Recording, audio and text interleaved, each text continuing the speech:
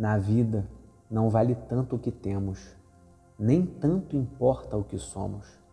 Vale o que realizamos com aquilo que possuímos e, acima de tudo, importa o que fazemos de nós. Com esse lembrete de Chico Xavier, iniciamos esse programa especial no qual falaremos sobre o luto, jogando sobre esse momento tão doloroso a lente espírita. Nós, espíritas, chamamos a morte de desencarne, deixar o corpo de carne que nos auxiliou até aqui. Entendemos que existe a separação do corpo físico e da alma. E também entendemos que existe saudade, que existe ausência. A morte é apenas um momento que existe e que é para ser cuidado e pensado.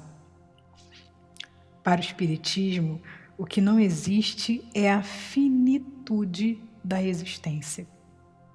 Está Rosália, não é ser Rosália. Está Gabriel, não é ser Gabriel. Está vocês que nos ouvem, não é ser vocês. A experiência como Rosália fica aqui para que esse espírito que me preenche, me dá sentido, possa viajar para muitos outros lugares, habitar muitos outros corpos, conhecer e amar muitos outros seres. Entendemos, sob a luz do Espiritismo, que a existência não começa no berço e não terminará com o túmulo. Ao falarmos da morte, precisamos entender que cada ser, diante da religião que professa ou mesmo da que não tem, compreende esse processo de uma maneira. E nós, espíritas, como nos relacionamos com a realidade da morte? Como entendemos o luto? Como damos sentido a esse fenômeno que é uma das certezas que temos de existências e de experiências que iremos passar? Enquanto espíritas, nos pautamos em princípios fundamentais, como entender que a alma é imortal, que podemos nos comunicar com as almas imortais em outras esferas e que reencarnamos para refazer caminhos. Morrer é parte do processo de transformação.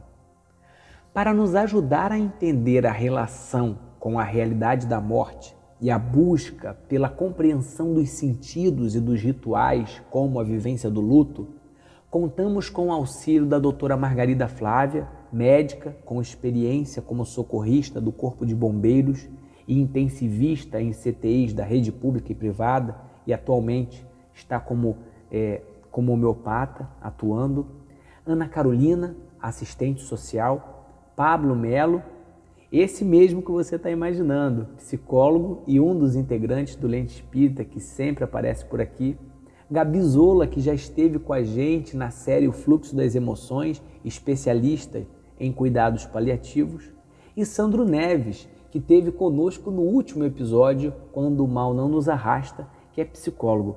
E trazemos também o amigo da região dos lagos, João Carvalho Neto, psicanalista transpessoal. Todos afetuosos trabalhadores do movimento espírita brasileiro. Margarida, como você, enquanto médica espírita, diante de tantas despedidas que nós temos visto no Brasil atualmente, além das milhares de mortes diárias, de causas naturais, de acidente, violência, e as centenas de milhares de mortes pela Covid, nós temos visto uma cultura de muita negação da morte, Como você compreende a morte? Qual o significado da morte no contato com os pacientes e através da doutrina espírita? Oi, Rosália querida. Olá, amigos do Lente Espírita. Gratidão por essa oportunidade de estarmos juntos. Como médica, a gente é treinada a preservar a vida, optar pela vida e lutar por ela. Entretanto, apesar de muito avanço tecnológico, ela nos escapa. É atribuída a Hipócrates a frase curar algumas vezes, aliviar quando possível, mas consolar sempre. Quando eu decidi por trabalhar em Centro de Terapia Intensiva, CTI, comecei a estudar terapia intensiva e na primeira aula nos foi colocado que aquele seria um lugar onde a morte não teria prioridade e que não poderíamos aceitar a morte com a mesma banalidade com que uma folha seca se desprende de uma árvore. No começo era estranho esse momento da transição em que em uma hora a vida estava ali e de repente já não estava mais. Em CTI, fazemos medidas de manutenção de vida que ajudam a dar um suporte quando o sistema não consegue dar conta de realizar sua função. Recebemos pacientes graves, pacientes críticos, e em alguns momentos precisamos fazer manobras de reanimação cardiopulmonar, o RCP. E isso funciona em alguns casos, quando há aquela parada cardiorrespiratória. Muitas vezes funciona por muito pouco tempo. E tudo isso fez com que a gente tivesse a certeza de que o dom de dar a vida não nos pertence. Somos apenas instrumentos de uma vontade maior. O Espiritismo, mais uma vez, chegou como um consolador ao nosso coração, endossando a responsabilidade de ser um canal, mas aliviando a angústia, pois que nos acena com a chegada do momento de desprendimento da alma. E que esse processo natural de deixar a veste carnal, soltando os laços fluídicos que nos prendem a um corpo físico, é mais suave e mais rápido quando vamos nos desapegando das questões materiais. Ocorre então essa libertação e o Espiritismo nos revela que a finitude da experiência naquele corpo físico devolve ao espírito as faculdades que estavam limitadas por aquele instrumento. Recordo o momento do desenlace da mãe do grande médium Divaldo Franco, retratada no filme Divaldo, o Mensageiro da Paz, em que ambos, mãe e filho, estavam conscientes da partida dela e da assistência espiritual recebida. Essa certeza traz serenidade e conforto ao nosso coração, ajuda a lidar com a sensação da perda. Para o profissional de saúde, fica o diálogo com sua consciência, se fez todo o possível. Por vezes fica a frustração de ter investido seu trabalho e perdido a luta, ou a clareza de um cuidado paliativo que esteve assistindo aquela vida e dando-lhe conforto, especialmente em seu momento final. E aí vem a segunda etapa, de levar a notícia ao familiar, que só atualmente vem se estudando sob o título de comunicação de más notícias. Porém, mesmo quando a notícia do falecimento nos chega de forma adequada e já é esperada, precisamos de tempo para reflexionar, aceitar e nos adaptar a essa nova realidade onde o nosso ente querido não está fisicamente conosco e não estará mais nessa existência. A experiência do luto é vivenciada de diversas formas e cada um de nós com seu aprendizado. Mas precisamos lembrar que quando o luto é complicado, vamos precisar de ajuda profissional. E a saudade permanece, pois o amor, quando verdadeiro, é eterno, independe de espaço, tempo, de dimensão. Sabemos, enquanto espíritas, que, como estamos em planos diferentes, os reencontros acontecem através dos sonhos, das comunicações mediúnicas e dos momentos que nossa sensibilidade nos permite perceber a proximidade da energia da nossa querida, do nosso querido. Todo encontro acontece segundo a vontade de Deus, que é todo amor, toda união, toda justiça, bondade e sabedoria. É um exercício de entrega, é um grande aprendizado. Ana Carolina, na doutrina espírita há uma ausência de ritos de passagem do mundo material para o mundo espiritual, o que é muito simbólico em outros espaços religiosos, como por exemplo velar o corpo, rezar o corpo.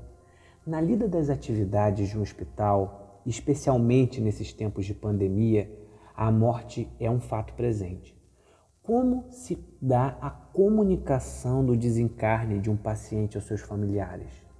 E nesse hospital, na atividade do hospital, de quem é essa responsabilidade e como entender o processo da morte de alguém que amamos? Oi, gente!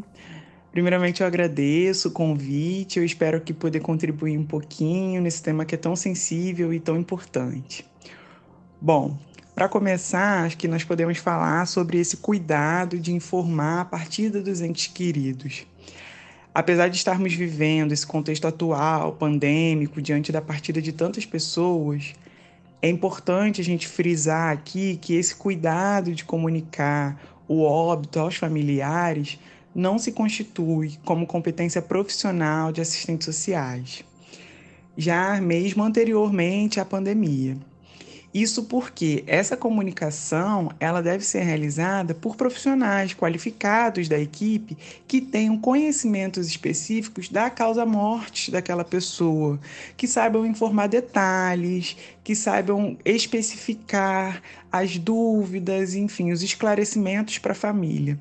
Então, nesse momento, cabe o trabalho da equipe multiprofissional e interdisciplinar, que pode contar com médicos, enfermeiros, psicólogos, assistentes sociais e outros profissionais para atender aquela família. Assim também como não cabe ao assistente social a informação sobre as condições clínicas de saúde daquele paciente, ou mesmo sugestões de tratamentos, evolução da doença, prognósticos. Tudo isso deve ser de responsabilidade do profissional qualificado com competência para tal e que acompanha ou que acompanhou aquele usuário do serviço de saúde. Então, nesse sentido, o serviço social ele é chamado a ser responsável por informar a respeito das questões de direitos referentes a essa situação, os benefícios previstos no aparato normativo e legal vigente, questões relacionadas à previdência social, seguros sociais e outras situações que requeiram aí encaminhamentos, informações necessárias, questões de articulação com a rede de serviços sobre sepultamento, translado e demais providências, no geral. No que diz respeito ao entendimento da família sobre esse processo de morte, embora na doutrina espírita nós não tenhamos os ritos, rituais para esse momento, é preciso levar em consideração o contexto familiar e respeitar, então, as crenças e a fé daquela família. Então, por isso, essa comunicação ela precisa ser a mais assertiva, cuidadosa e humanizada possível, cabendo ao assistente social, nesse caso, oferecer o acolhimento, melhor atendimento, preservar aí a qualidade dos atendimentos prestados, tanto para a família quanto para aquela rede de apoio. Realmente trazer um pouco de conforto, suporte para esse momento difícil. E apesar das tecnologias médicas que nós temos hoje, o prolongamento da vida, e consequentemente da doença, ele acaba aumentando o convívio entre, o vínculo de pacientes, familiares, as equipes de cuidados profissionais. E aí, por mais que os profissionais tenham todo o domínio da manutenção da vida daquela pessoa perante as máquinas, tantos monitores, tantas luzinhas, conversar, ouvir sentimentos, ouvir as emoções, também deve ser prioridade nesse processo. E aí, a importância de uma equipe de saúde multiprofissional, interdisciplinar, com participação responsável de cada profissional das diferentes áreas. E aí, assim, no ambiente de saúde, no cotidiano hospitalar, a morte é uma possibilidade real, realmente.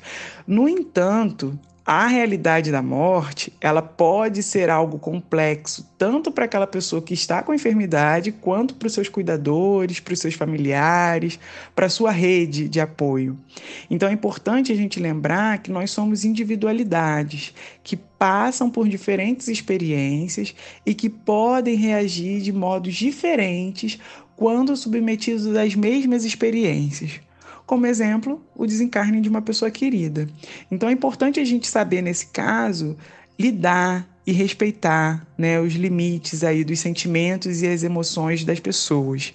Existem muitos estudos sobre lutos, pesquisas importantes, né, sobre as fases do luto, como é que se dá, né, esse momento. Realmente, para cada pessoa é difícil, existem nuances, né, nesse momento. E o importante é a gente respeitar, porque é um momento de incertezas, de inseguranças, e o acolhimento nesse momento, ele se faz muito necessário, muito importante. Então eu penso que o caminho seja de respeitar os procedimentos profissionais, técnicos, sim, mas também alinhados com as expectativas de fé, das crenças familiares, respeitando a história daquele sujeito, daquela família, daquela comunidade envolvida nesse processo de morte. Os rituais, eles são importantes para quem acredita neles. Então é importante a gente também respeitar esse momento, que traz conforto, traz coragem, esperança para aquelas pessoas que ficaram e que enfrentam o luto de perder uma pessoa querida. Então, acho que realmente é a gente dialogar, dar a atenção devida, o suporte, auxiliar esses familiares, esses amigos, a caminharem diante desse processo doloroso, que para nós, espíritas, é de uma despedida temporária, mas que para outras pessoas, né, de outras crenças, enfim, que professam outros caminhos, que seguem outros caminhos, pode ser uma despedida única, pode ser um momento único, que não tem retorno. Então, realmente, é respeitar a individualidade desse momento. O Pablo, há uma música brasileira muito famosa, né, que diz que é preciso saber viver. E nós temos nos perguntado, sobretudo nesse momento, como saber morrer. Que é preciso saber morrer, não é mesmo? As partidas, elas são muito dolorosas, independente da maneira como elas se dão.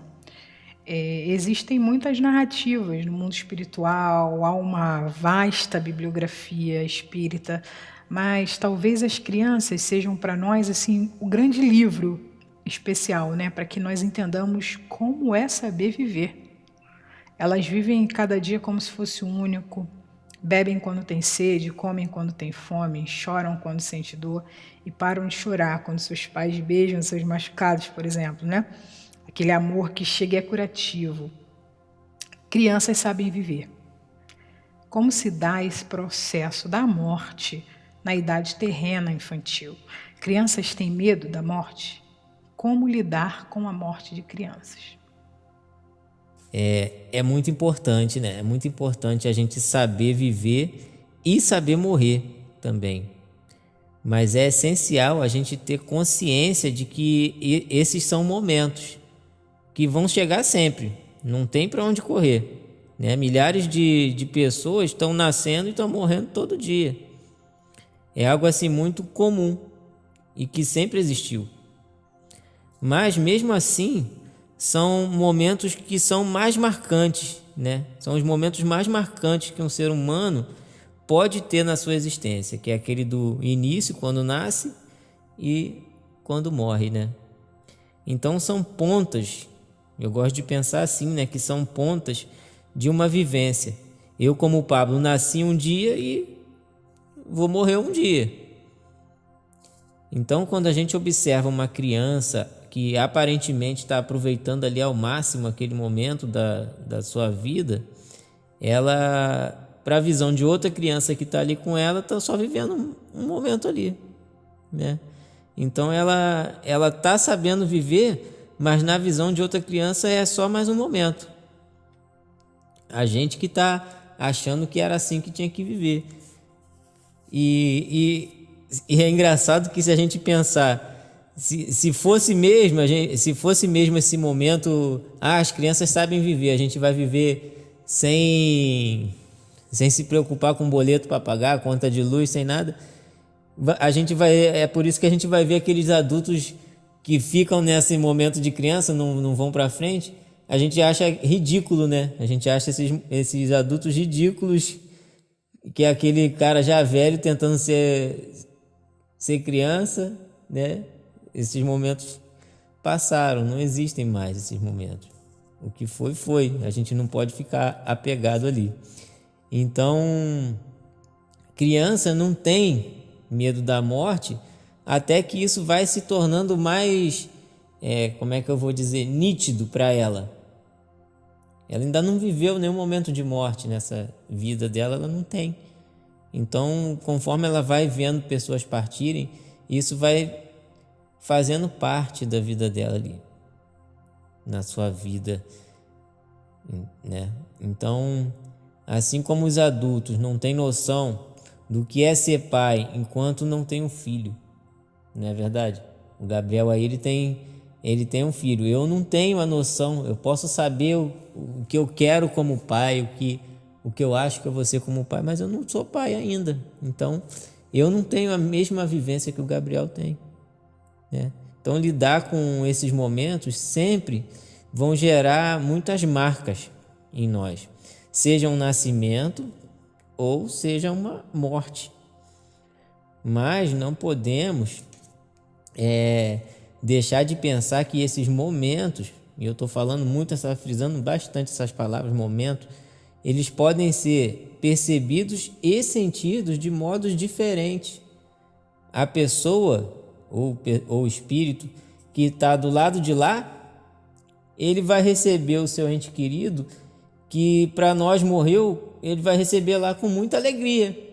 Para ele é uma pessoa que está retornando, como Kardec ensina, para a verdadeira existência. Então, por que a gente tem medo tanto de ir para a verdadeira existência, né? Então, quanto mais a gente aprende a lidar com a morte e com a vida também, mais nós vamos ver que são momentos de uma mesma vida. A vida que cessou hoje, do lado de cá para nós, ela está recomeçando do lado de lá. E aos pouquinhos, a gente está começando a ter essa noção, né? A gente fala tanto em evolução, todo mundo quer ser uma pessoa evoluída, né? A meta de todo mundo é nós sermos evoluídos, seres evoluídos, né? A meta de todo mundo é essa. E se a gente pensar na evolução, por exemplo, da borboleta, né? Ela tá ali, antes de virar borboleta, tá como aquela, esqueci o nome, minhoquinha. Eu sei que não é minhoquinha, tá com e o objetivo dela é ser uma borboleta. Aí vai fazer aquele casulo, fez o casulo, se tornou a borboleta. Essa é a última etapa da vida dela. Depois ela morre, para começar tudo de novo, né? Então, a gente pensa tanto em evoluir e esquece que uma hora a gente vai morrer. Uma hora vai chegar no final dessa etapa. Aprendi o que eu tinha que aprender aqui, cumpri o que eu tinha que cumprir aqui nesse meu momento de vida e dei tchau. Problemas são que as pessoas têm dado tchau muito antes, né? A gente não consegue muitas vezes completar o que a gente veio fazer. Não consegue ter 100% de eficiência na nossa tarefa. Mas a gente vai tentando. Gabi, viver o luto é uma das maiores dificuldades que temos. Não sabemos onde, não sabemos quando, não sabemos o porquê. A morte é um buraco, é a reticência, é ver aquele ser que amamos e perceber que ele não mais está conosco. O pai amado, a mãe idolatrada, o filho que se despede contrariando a lei natural, o esposo apaixonado, a amiga grata, o trabalhador delicado. A reencarnação é um dos princípios fundamentais do Espiritismo. A morte é a certeza corporal. Assim, diante das suas experiências com cuidados paliativos, o que você entende por luto? Por que ele é tão importante? Qual o lugar do luto na nossa sociedade e nas nossas necessidades terrenas?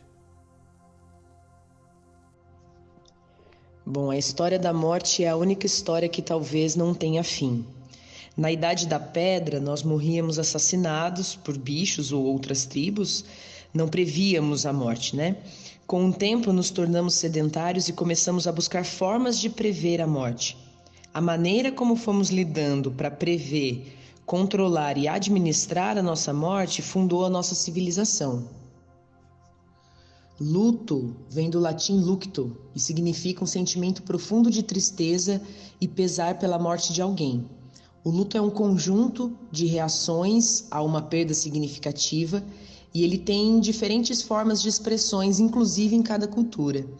No luto, ocorrem algumas manifestações emocionais, como choque, tristeza, raiva, culpa, desamparo, solidão, agitação, ansiedade, alívio e a saudade. Essas manifestações emocionais, elas são naturais, compreendidas e elas, na verdade, são um processo.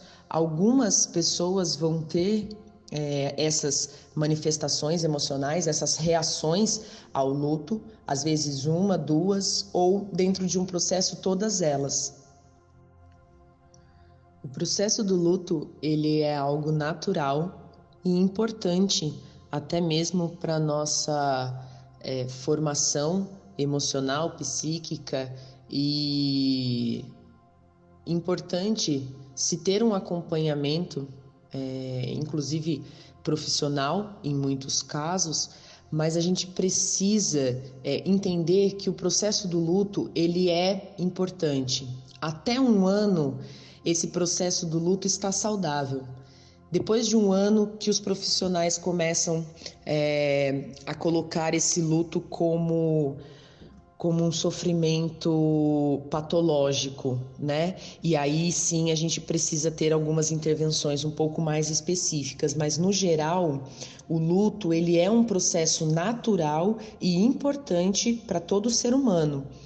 Existe aí uma questão sobre o sofrer, né? E a gente precisa começar a entender que viver é em parte sofrer, porque a gente vai mudar alguns conceitos, a gente vai aprender e tudo isso, mexer em tudo isso dói. O sofrimento não é resolução das coisas. Muitas das vezes não vai ter uma possibilidade de paliação ali, né? E o trabalho vai ser estar lá, né?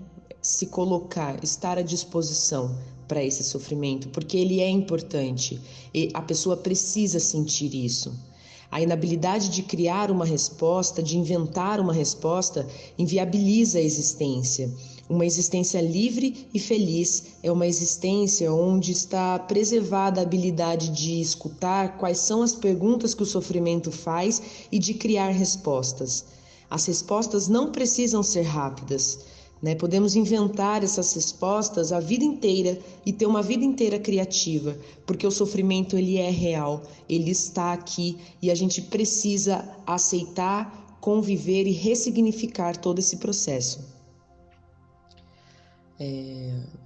Muitas vezes dizem que isso é clichê, mas a gente só sabe disso teoricamente, na prática a gente não sabe, mas a morte, ela é a única certeza dessa vida. Então todos nós vamos morrer. O problema é que a gente não se prepara para isso. A gente não se prepara para a nossa própria morte, a gente não se prepara para a morte daqueles que amamos. Talvez se a gente entendesse isso, e se a gente entendesse que isso vai acontecer a qualquer momento, talvez a gente levasse a vida de uma maneira um pouco mais leve, um pouco mais branda. A gente aproveitasse os momentos mais simples e a gente começaria a passar uma peneira do que realmente vale a pena. Será que isso que eu estou nutrindo de sofrimento e de mágoa de alguém, isso é realmente real? Isso é realmente necessário? Se essa pessoa morresse agora, ou se eu morresse agora, eu morreria em paz? Eu estaria em paz? Então acho que quando a gente entender isso, as coisas vão ficar muito mais tranquilas. Bom, existe um exercício muito bom e significativo. E vamos imaginar então que a partir de agora todos nós temos 25 anos. Quem é mais velho ficou mais novo, quem é mais novo ficou mais velho e todos nós temos 25 anos. E eu vou dizer para vocês que daqui 40 anos todos nós vamos fazer uma viagem, todos nós vamos para o deserto. Então, até daqui 40 anos. Quando se passa os 40 anos e nós descemos na nossa jornada, na nossa viagem nesse deserto, pode ser que algum de vocês olhe para mim e fale assim: Gabi, tá muito calor, né? E não tem nenhuma sombra aqui. Aonde exatamente nós vamos ficar? Uma outra pessoa pode dizer: olha, a minha garrafinha de água está acabando, eu queria saber aonde eu posso pegar mais água. Quando chegar a noite, alguém pode olhar para mim e falar assim: olha, eu tô com frio, né? Como a gente vinha para o deserto, eu não trouxe nenhuma blusa, e como eu faço agora? E cada um vai encontrar alguma coisa que esqueceu, que não trouxe ou que nem pensou. Só que eu disse para vocês que a gente ia para o deserto. E a gente teve 40 anos para nos prepararmos para chegar no deserto. E a gente não se preparou. E assim também é o processo da morte. A gente sabe que a gente vai morrer, mas a gente não se prepara. A gente não tem uma boa alimentação, a gente não dorme bem, a gente não valoriza os almoços de domingo na casa da família. A gente não liga para uma outra pessoa só para bater papo e jogar a conversa fora. A gente não se prepara para a morte. E aí, quando a morte chega, muitas das vezes, como não estamos preparados, é o momento em que a gente sofre. É o momento em que a gente se desespera. É o momento em que a gente tem manifestações emocionais que talvez a gente pudesse ser mais brando, que a gente pudesse lidar melhor com tudo aquilo. A doutora Ana Cláudia Quintana, ela é uma médica, geriatra, paliativista, com um livro chamado A Morte é um Dia que Vale a Pena Viver. E nesse livro ela coloca muitas questões provocativas, inclusive, boas, para a gente entender que falar de morte é falar de vida. E a gente vai morrer da forma como nós vivemos. Ela coloca uma coisa muito interessante nas suas falas, que as pessoas que estão morrendo e que estão nos cuidados paliativos, elas são pessoas que estão perto da morte, mas estão querendo viver. Mas existe muita gente que está vivendo, mas está morta dentro da sua vida. Não tem um objetivo, não tem um sonho, faz as coisas no automático, não se cuidam. Então, que nós possamos olhar para a nossa vida e perceber se estamos de fato vivos ou se estamos mortos. Se estamos alienados, se estamos preocupados demais em postar uma foto bonita do prato de comida, ou se estamos valorizando um sorriso, uma conversa, uma amizade, dizendo e ouvindo eu te amo. Que a gente possa entender que a morte é um processo natural, um processo que vai chegar para todo mundo e que a gente possa então se preparar para isso. Lembrando que o luto, ele é importante e é muito significativo a partir do momento em que nós ressignificamos esse sentimento e que a gente ressignifica a nossa própria vida a partir da ausência de outro. E para encerrar, nesse momento em que a gente vive de tanto sofrimento, despedidas, mortes e luto, é importante que a gente entenda que corpo, mente e alma, eles têm que estar em equilíbrio, para que o sofrimento não passe a ser o motivo da nossa vida e assim o motivo da nossa morte.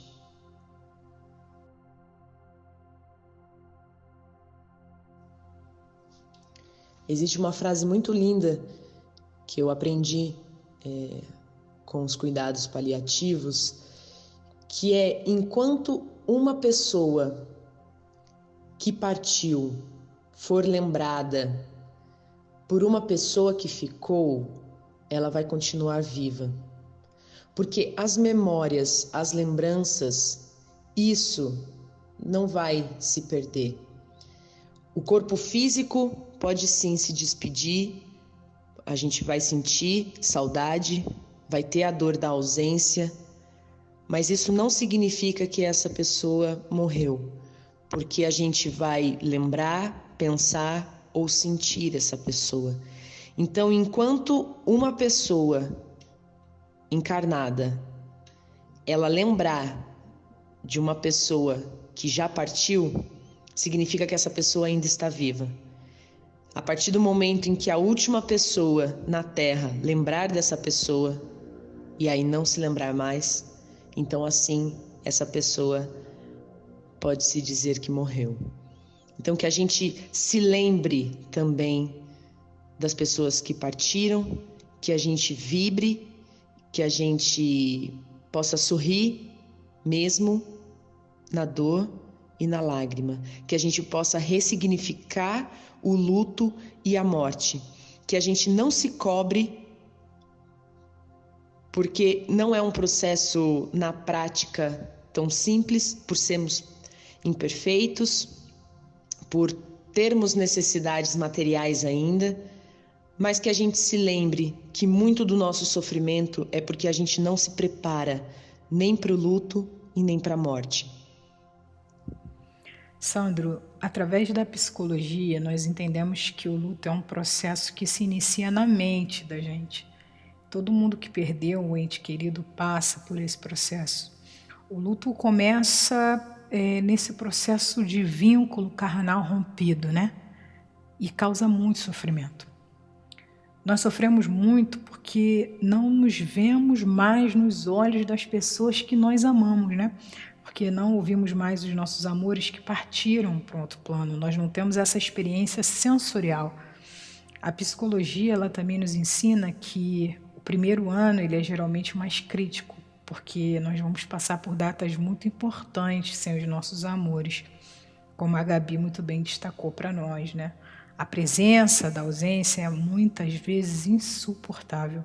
Como lidar, Sandro, através das terapias e da doutrina espírita com a presença do luto?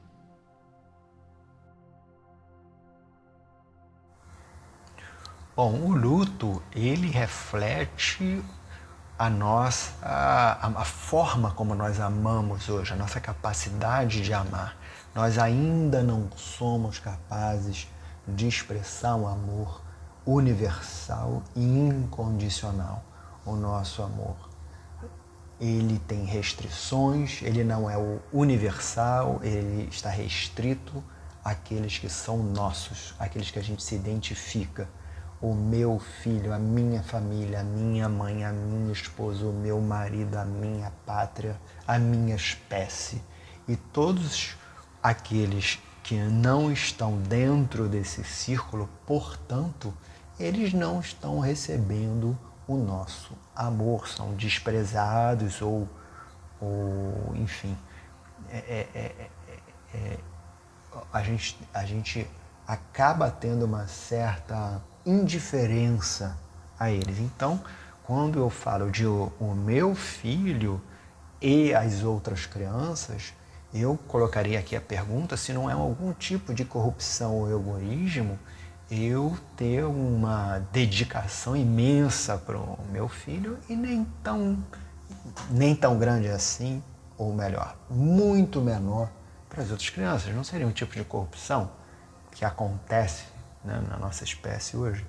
Isso sem falar, quando eu falo de espécie, né, a nossa espécie, a minha espécie, os direitos do homem de viver e ser feliz.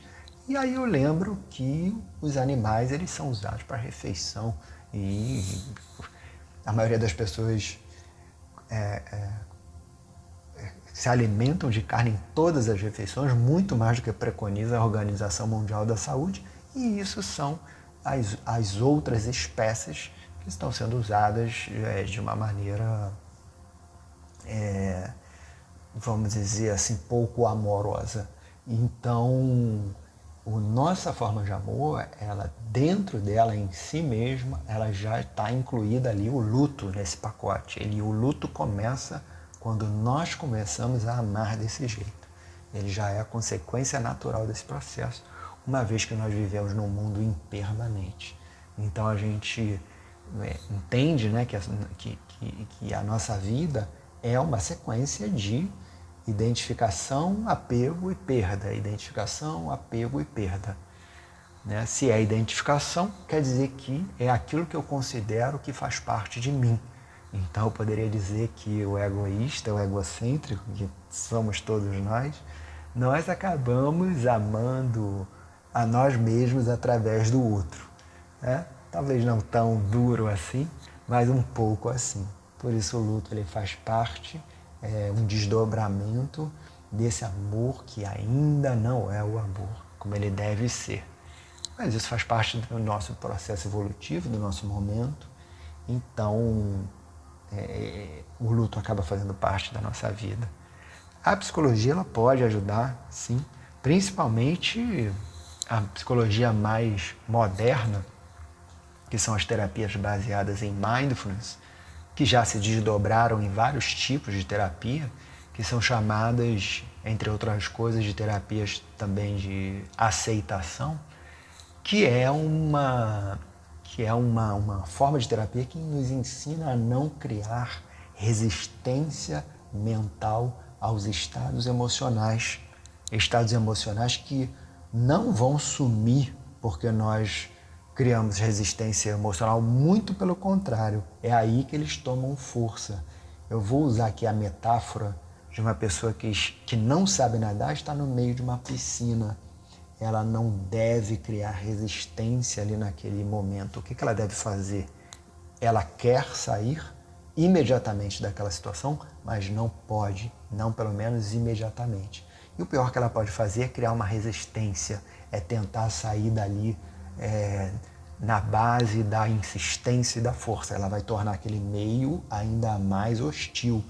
Quando a gente fala de emoções desagradáveis, é o mesmo processo. A gente, embora não queira passar por aquela situação, nós não podemos criar resistência mental, porque aí a dor e o sofrimento que fazem parte, né, dessas emoções, elas acabam se potencializando.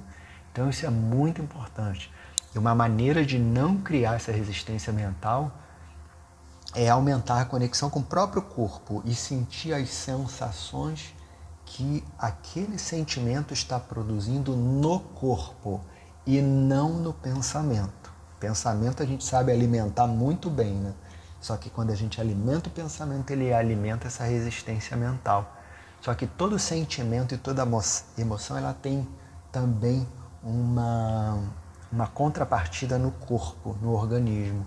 E quando a gente se liga nessas sensações, a gente acaba aceitando, não no sentido passivo, mas nesse sentido que eu estou falando de não criar resistência mental, para que essa emoção não se torne muito forte, né, gente? E com relação à doutrina espírita, eu lembro, né, que a gente tem uma vida que não se resume a 100 anos, né? Então,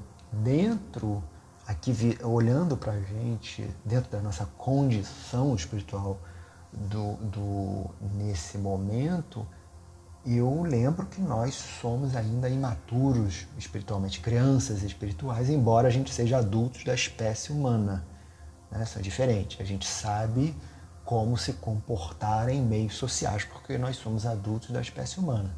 Mas a gente não tem ainda algumas capacidades que são próprias de espíritos que atingiram uma maturidade espiritual. Então, espiritualmente a gente é criança. E toda criança, todo imaturo, tem uma leitura do tempo equivocada, uma leitura do tempo esticada, aumentada. Então, por exemplo, se você colocar uma criança 5 minutos de castigo, ela vai chorar e achar que é uma eternidade. Se você colocar um adulto, ele vai rir apenas 5 minutos, né?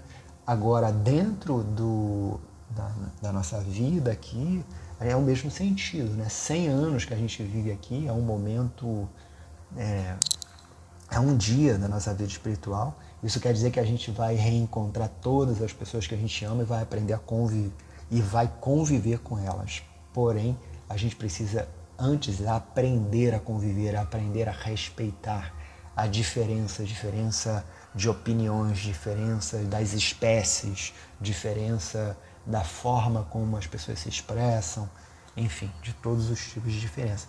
A gente está aqui para aprender a conviver, aprender a amar, e quando a gente souber amar, souber conviver, possivelmente a gente vai conviver com todas as pessoas que a gente ama.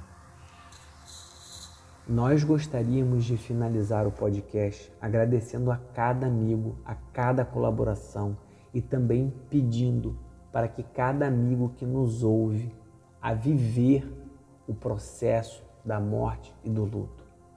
Mas, mais do que isso, gostaríamos que cada ouvinte nosso, ao final desse programa, ouvisse a nossa voz dizendo no seu ouvido: conte comigo. Você, como alguém que cuida das pessoas na casa espírita e na vida, poderia fraternalmente nos trazer uma reflexão de encorajamento, de amor e de conte comigo diante do luto? Bem, meus amigos, saudações a todos. Falar sobre o luto é sempre um tema difícil, né? Porque envolve dor, envolve sofrimento, envolve perdas. Mas é um momento muito rico na vida de todos nós, né? E é um momento que precisa ser vivido com sabedoria, é um momento que precisa ser respeitado com sabedoria. O luto tem seu tempo próprio, né? Cada um precisa viver nas perdas da sua vida esse período de adaptação, de recuperação, de elaboração dessas emoções, desses sentimentos ligados à perda. E quando a gente fala em luto, é importante até a gente ressaltar que nem sempre um luto é só por causa da perda de um ente que desencarnou, que faleceu. Mas muitas vezes é o luto da perda de uma condição de vida, de um trabalho, de um relacionamento, né? O luto é sempre um processo de adaptação após uma perda, e que é um dos grandes exercícios da vida. Eu sempre digo, né? Aprender a lidar com a morte é aprender a viver. Porque a morte tanto quando ela nos ameaça, ou quando ela chega às pessoas que nos são caras, que nos são próximas, a morte ela traz o sentido da impermanência implícito. E ela faz com que a gente relativize e ressignifique toda a nossa vida. Por isso que o momento do luto ele tem que ser vivido e respeitado, porque ele é um momento de grandes amadurecimentos. É claro que a perda ela vai doer dentro de nós.